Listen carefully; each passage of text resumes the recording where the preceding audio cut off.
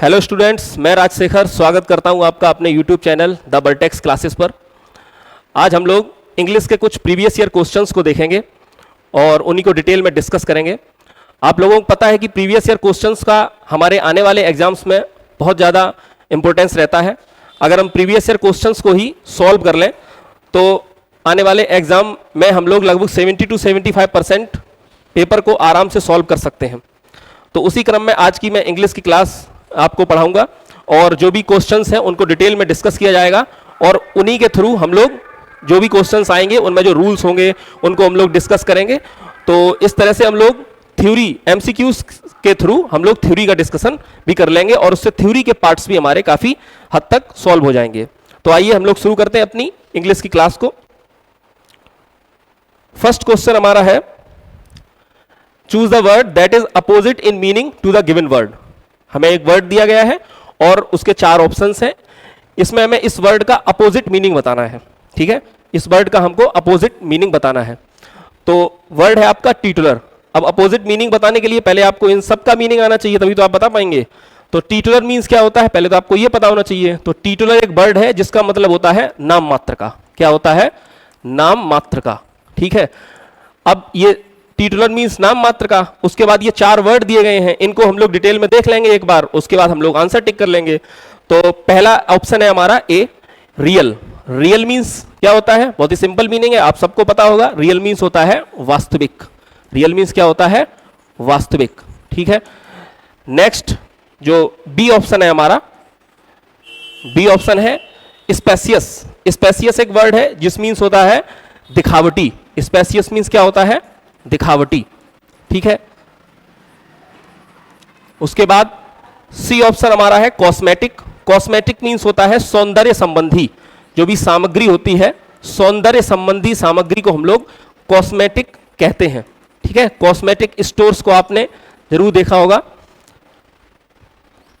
तो cosmetic means होता है सौंदर्य संबंधी सामग्री। नेक्स्ट हमारा डी ऑप्शन है ऑस्टेंसिव। ऑस्टेंसिव मीन्स भी होता है तथाकथित। ऑस्टेंसिव मीन्स क्या होता है? तथाकथित, है ना, जो पहले से कहा गया है, तथाकथित।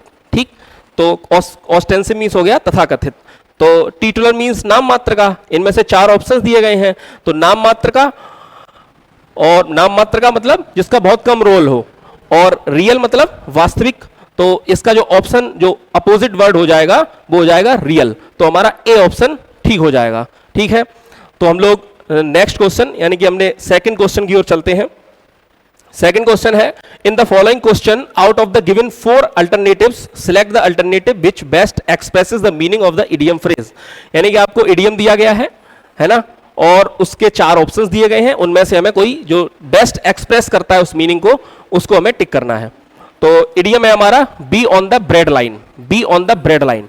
अच्छा, बी ऑन द इडियम्स और जो दिया है be on the bread line, इसका मतलब होता है बहुत ही गरीब स्थिति में होना। ठीक है, be on the bread line, bread line. ठीक है, तो 4 ऑप्शंस है। पहला है to stand in line for handouts, मतलब हैंडआउट्स के लिए लाइन में खड़े होना।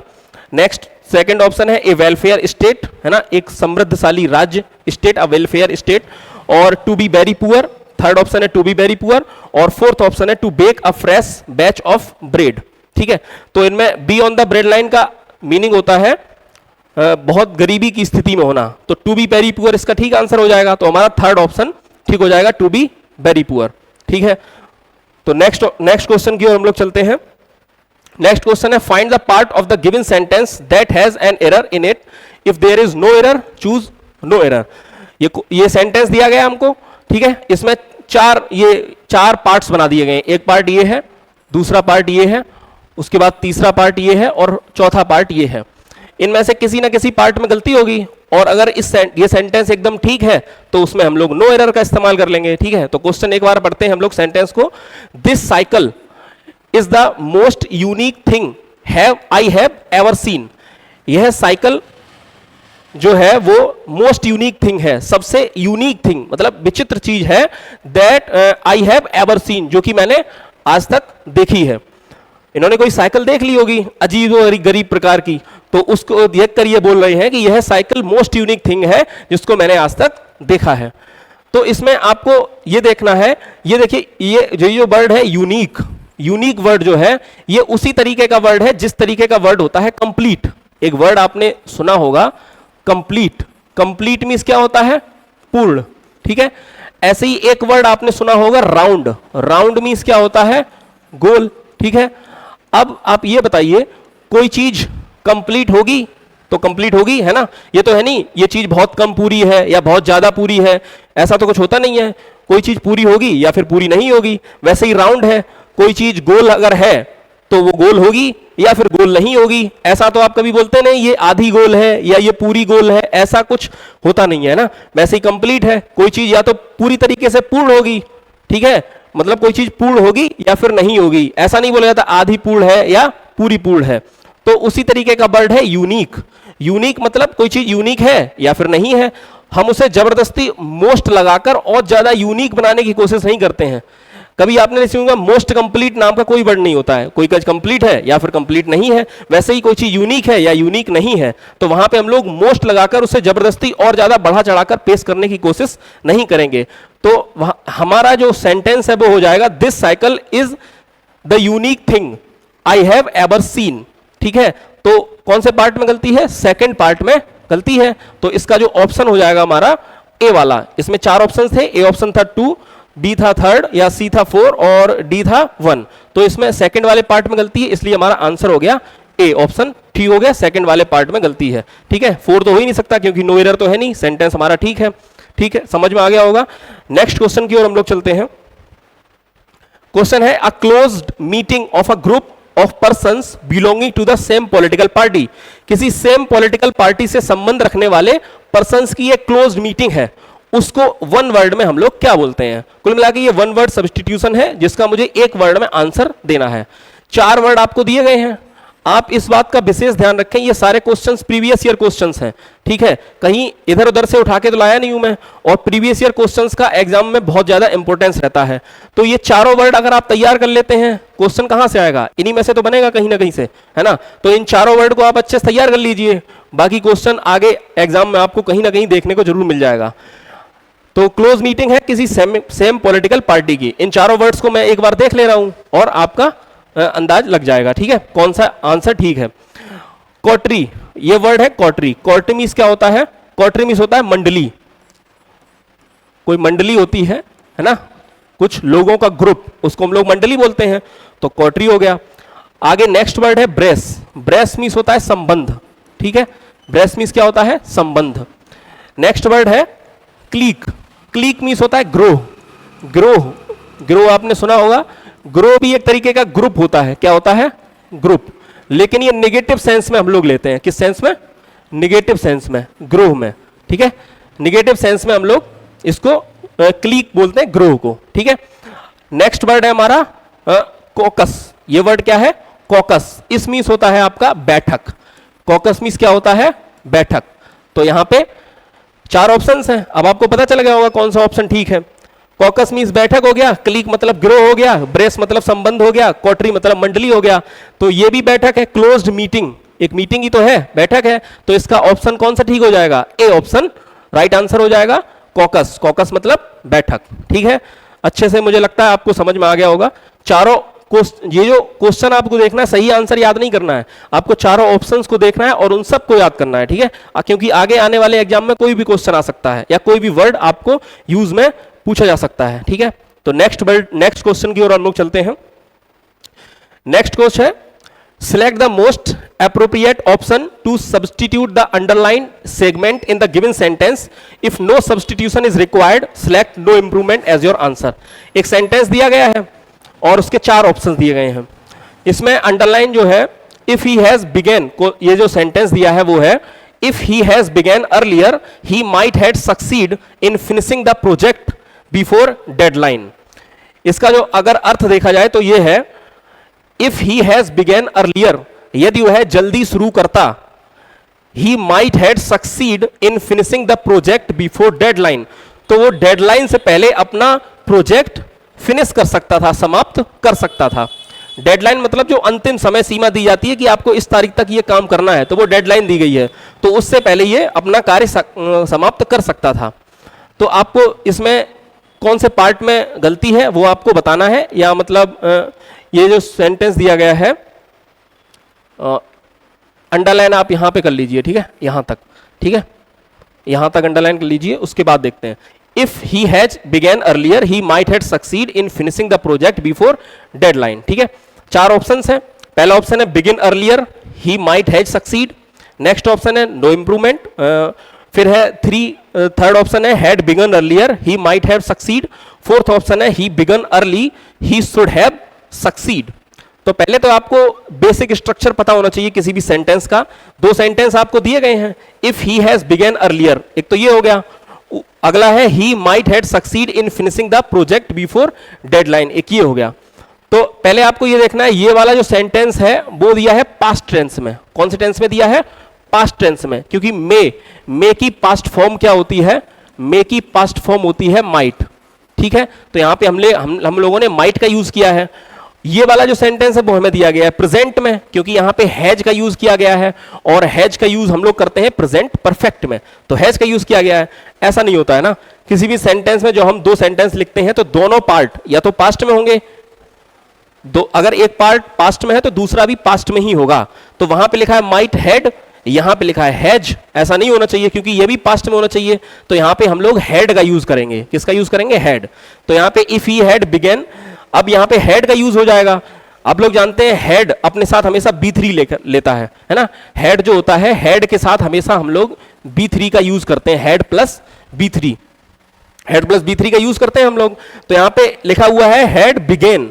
अच्छा, बिगिन मीन्स होता है शुरू करना, इसकी सेकंड फॉर्म होती है बिगेन, और इसकी थर्ड फॉर्म होती है बिगन, है ना। 3 फॉर्म होती है, फर्स्ट, और ये होती है आपकी सेकंड, और ये होती है आपकी थर्ड। तो हेड के साथ हमेशा थर्ड फॉर्म लेते हैं हम लोग। तो यहां पे हेड के साथ बिगन का यूज करना है, बिगेन का नहीं। ठीक है, तो if he had begun earlier, ये यहां इतनी गलती तो यहां तक हो गई। नेक्स्ट आगे, ही might had succeed in finishing the project before deadline. अब दिक्कत ये है, यहां पे लिखा है माइट हैड, और माइट हैड नाम का कोई स्ट्रक्चर इंग्लिश में होता नहीं है, क्योंकि आपने देखा होगा कि जैसे आपने देखा होगा बिल हैव होता है, बिल हैव, वैसे ही आपने देखा होगा सेल हैव होता है। कभी आपने सेल हैव या बिल हेड देखा है? सेल हेड देखा हो या बिल हेड देखा हो? नहीं देखा होगा, क्योंकि ऐसा कुछ स्ट्रक्चर ही नहीं होता है। वैसे ही माइट के साथ हम लोग कभी भी हेड का इस्तेमाल नहीं करते हैं, माइट के साथ हैव का यूज करते हैं। क्यों? क्योंकि ये मॉडल ऑक्सिलरीज होती हैं, वो हमेशा अपने साथ फर्स्ट फॉर्म लेती हैं। विल के साथ देखिए हैव फर्स्ट फॉर्म, सेल के साथ हैव फर्स्ट फॉर्म, माइट के साथ हैव फर्स्ट फॉर्म। तो यहां पे भी हम लोग हैड का यूज नहीं करेंगे, हम लोग यूज करेंगे हैव का। किसका करेंगे? हैव का। तो सेंटेंस अब देखिए एकदम ठीक हो गया। अब इसे हम पढ़ेंगे, if he had begun earlier he might have succeed in finishing the project. ठीक है, तो इसमें देख लीजिए कौन सा ऑप्शन ठीक है। बिगिन अर्लियर लिखा है तो ये तो हो ही नहीं सकता, क्योंकि हैड लगा है तो थर्ड फॉर्म आएगी। नेक्स्ट नो इंप्रूवमेंट तो होगा नहीं, क्योंकि गलती मैंने आपको 2-3 बता दी, तो नो इंप्रूवमेंट तो हो नहीं सकता। नेक्स्ट ऑप्शन है had begun earlier he might have succeed, देखिए यही वाला सही है। ठीक है, had begun earlier he might have succeed, बाकी शुड हैव का कोई मतलब ही नहीं निकलता यहां पे। तो इसमें थर्ड ऑप्शन हमारा ठीक हो जाएगा। ठीक है, नेक्स्ट क्वेश्चन की ओर हम लोग चलते हैं। नेक्स्ट क्वेश्चन है करेक्टली स्पेल्ड वर्ड आपको पता करना है। एग्जाम में आया हुआ क्वेश्चन है ये, करेक्टली स्पेल्ड वर्ड आपको पता करना है, और बहुत ही सिंपल सा क्वेश्चन है। इसमें ये तीनों, ये जो 4 वर्ड दिए गए हैं, इनमें ये और बी ऑप्शन और डी ऑप्शन, इन तीनों का कोई मतलब ही नहीं होता। एक ही होता है एग्जेजरेट। एग्जेजरेट जो क्वेश्चन है वो काफी बार एग्जाम्स में पूछा जाता है। एग्जेजरेट मीन्स होता है बढ़ा चढ़ाकर बात को कहना, है ना, अतिशयोक्ति करना। क्या होता है? अतिशयोक्ति करना। एग्जेजरेट मीन्स क्या होता है? अतिशयोक्ति करना। ठीक, तो एग्जेजरेट मीन्स क्या होता है? अतिशयोक्ति करना, और यही इसका सही इसका वर्ड है। और इसकी स्पेलिंग को आप याद रखना, EXAGGERATE। ये वाला जो एग्जाम में क्वेश्चन आया था, इनमें तो ये चारों एकदम से गलत दे दी, लेकिन किसी किसी एग्जाम में EXAGGERATE दे देगा या EXAGGERATE दे देगा, है ना। तो उसमें आप कंफ्यूज हो सकते हैं। यहां तो यही सिंपल था, EXAGGERATE, अतिशयोक्ति करना या किसी चीज को बढ़ा चढ़ाकर कहना। तो ये क्वेश्चन आ गया होगा समझ में। नेक्स्ट क्वेश्चन की ओर हम लोग चलते हैं। नेक्स्ट है करेक्टली स्पेल्ड वर्ड, इसमें भी बताना है। ठीक है, इसमें भी सेम बहुत सिंपल क्वेश्चन है। रिदम, रिदम RHYTHM एक वर्ड होता है रिदम, RHYTHM। रिदम मीन्स होता है लय ताल, ठीक है, लय ताल। लय ताल मतलब आप जानते हैं गानों वगैरह में होती है लय बना के चलना किसी को, धुन वगैरह, तो उसको हम लोग कहते हैं रिदम। इसमें RHYTHM वर्ड का सही मीनिंग होता है, ठीक है, RHYTHM। देखिए RHYTHM किसमें है, ये तो नहीं है RHYTHM, RHITHM ये भी नहीं है, बाकी RYTHIM ये भी नहीं है, RHYTHM डी ऑप्शन हमारा सही हो जाएगा। RHYTHM रिदम मीन्स होता है लय या ताल, ठीक है। काफी बार एग्जाम्स में आ चुका है, तो आप इसे बहुत ध्यान से पढ़िए और इसकी मीनिंग को याद रखिए, क्योंकि रिदम हम लोग इसे बोलते हैं। बाकी रिदम देखिए ये भी आपको रिदम ही लगेगा, ये भी रिदम लगेगा, ये भी रिदम, तो आपको स्पेलिंग बहुत ध्यान से देखनी है। RHYTHM रिदम मतलब लय या ताल, ठीक है। नेक्स्ट क्वेश्चन की ओर हम लोग चलते हैं। नेक्स्ट क्वेश्चन ये रहा हमारे सामने। इन the following question out of the given 4 alternatives select the alternative which best expresses the meaning of the idiom या फ्रेज।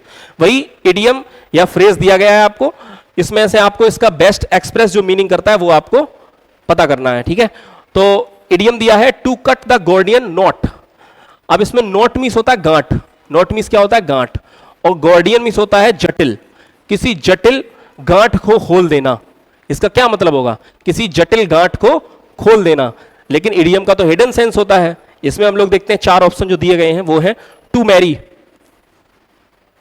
टू मैरी विवाह करना, कोई मतलब नहीं इसका, ये ऑप्शन तो नहीं होगा, ठीक है, गलत हो गया। टू अवॉइड समबडी, किसी को अवॉइड करना, ये भी इसका मतलब मीनिंग नहीं होगा, टू अवॉइड समबडी, क्योंकि किसी जटिल गांठ को खोल देना का मतलब है टू सॉल्व द डिफिकल्टी, किसी कठिनाई को सॉल्व कर देना, ठीक है। तो सी ऑप्शन हमारा ठीक हो जाएगा। बाकी टू रिन्यू अ रिलेशन इसका कोई मतलब नहीं है, बाकी तो सी वाला option to solve the difficulty, किसी जटिल गांठ को खोल देना। मान लो कोई गुत्थी उलझी हुई थी, अब गुत्थी से रिलेटेड आप किसी पारिवारिक रिश्तों में ले सकते हैं या किसी भी सेंस में ले सकते हैं, उसको सुलझा देना, कुल मिला के बात यह है। टू कट द गोर्डियन नॉट, उसको समाप्त कर देना या मतलब समझौता करवा देना, उसका मतलब है टू सॉल्व द डिफिकल्टी, किसी कठिनाई को दूर कर देना। इसका आंसर हो जाएगा option number C. Next question है, in the following question out of the given 4 alternative select the alternative which best expresses the meaning of the idiom phrase. वही बात, इडियम फ्रेज दिया गया है आपको और इसका हमें ऑप्शन 4 ऑप्शंस में से बेस्ट एक्सप्रेस वाला मीनिंग बताना है। To jump the light, light को जंप करना, लाइट को जंप करना। अब लाइट को जंप करने का क्या मतलब हुआ, इडियम का हमेशा कोई ना कोई हिडन सेंस होगा। 4 ऑप्शंस दिए गए हमें। टू बी वेरी हैप्पी, बहुत ज्यादा खुश होना, नहीं होगा, है ना। जंप द लाइट और बहुत ज्यादा खुश होना, इसका कोई मतलब नहीं है। बाकी नेक्स्ट ऑप्शन है to violate the traffic rules. Jump the light, जैसे आपने देखा होगा ट्रैफिक लाइट्स जो होती हैं, है ना, ब्लू, रेड, येलो और ग्रीन, 3 लाइट्स होती हैं। तो उनमें से लिखा, जैसे कहीं किसी सिग्नल पे रेड लाइट है और कोई व्यक्ति उसे पार कर गया तो बोलते हैं लाइट जंप कर दी उसने, है ना। तो इसका मतलब हो जाएगा to violate the traffic rules, traffic rules का उल्लंघन करना। वायोलेट मीन्स होता है उल्लंघन करना, ट्रैफिक रूल्स का उल्लंघन करना मतलब हो गया टू जंप द लाइट। बाकी टू रिस्ट्रेन द ऑर्डर्स या टू मिस एन अपॉर्चुनिटी, इनका कोई इस सेंस में यहाँ पे कोई मतलब नहीं है। तो to violate the traffic rules हमारा सही आंसर हो जाएगा। नेक्स्ट क्वेश्चन की ओर हम लोग चलते हैं। गिवन वर्ड्स, इसका हमें कुल मिला के इसका सिनोनिम बताना है, ठीक है, सिनोनिम। ये टाइपिंग एरर है इसमें, तो हमें इसका सिनोनिम्स बताना है। तो 4 ऑप्शंस दिए गए हैं आपको। पहला ऑप्शन है बेसफुल, है ना, पहला सॉरी वर्ड है ये बेसफुल। बेसफुल मीन्स क्या होता है, बेसफुल मीन्स होता है संकोची व्यक्ति। क्या होता है, संकोची। संकोची मतलब जो अपनी बात को कहने में संकोच करता रहता है या शर्म करता रहता है, उसको हम लोग कहते हैं बेसफुल, ठीक है। 4 वर्ड दिए गए हैं और आपको पता है चारों वर्ड को हम लोग एक बार एनालिसिस कर लेते हैं और उसके बाद सही ऑप्शन देखेंगे। एक्सप्रेसिव, एक्सप्रेसिव मीन्स होता है अर्थपूर्ण। क्या होता है, अर्थपूर्ण। एक्सप्रेसिव मीन्स होता है अर्थपूर्ण, ठीक है, एक्सप्रेसिव मीन्स अर्थपूर्ण। तो यहां पे ए ऑप्शन हो जाएगा अर्थपूर्ण। नेक्स्ट हमारा बी ऑप्शन जो है, बी ऑप्शन है शाई। शाई मीन्स क्या होता है, शर्मीला। शाई मीन्स होता है शर्मीला, ठीक है। नेक्स्ट वर्ड है गैरुलस, काफी एग्जाम्स में आ चुका है। शाई मतलब शर्मीला, गैरुलस मतलब होता है वाचाल या फिर बातूनी। गैरुलस मीन्स क्या होता है, वाचाल। वाचाल मतलब जो बहुत ज्यादा बातचीत करता है ना, बातूनी जिसे बोलते हैं उसको हम लोग कहते हैं गैरुलस इंग्लिश में, ठीक है। इंग्लिश में क्या बोलते हैं, गैरुलस। नेक्स्ट वर्ड है कॉवर्ड। कॉवर्ड मीन्स आप लोग जानते ही हैं क्या होता है, कायर। कॉवर्ड मीन्स होता है कायर, ठीक है। तो आप देख लीजिए इसमें से सिनोनिम बेसफुल का बताना था। बेसफुल मीन्स होता है संकोची। बेसफुल मीन्स क्या होता है, संकोची। तो संकोची मतलब जो अपनी बात को कहने में शर्म करता हो। बाकी एक्सप्रेसिव तो अर्थपूर्ण बात कह देता है, वो तो नहीं होगा। बाकी गैरोलस बाचाल या बातूनी हो गया, जो बहुत ज्यादा ही बात कर लेता है, संकोची तो है ही नहीं। कॉवर्ड कायर हो गया। बचा हुआ मीनिंग क्या है, साई। साई मीन्स होता है शर्मीला, तो यही इसका अर्थ हो जाएगा, ठीक है। तो हमने कुछ क्वेश्चंस यहाँ पे डिस्कस किए। आज हम लोग यहीं पे रखते हैं अपनी क्लास, बाकी हम लोग नेक्स्ट क्लास में बातचीत करेंगे। तो कैसा लगा हमारा प्रयास, अगर आपको अच्छा लगा तो जरूर बताइएगा, और अगर आपको कुछ कमी नजर आई है तो वो भी जरूर बताइएगा कमेंट बॉक्स में टाइप करके। अगर आपको अच्छा लगा है तो प्लीज सब्सक्राइब माय चैनल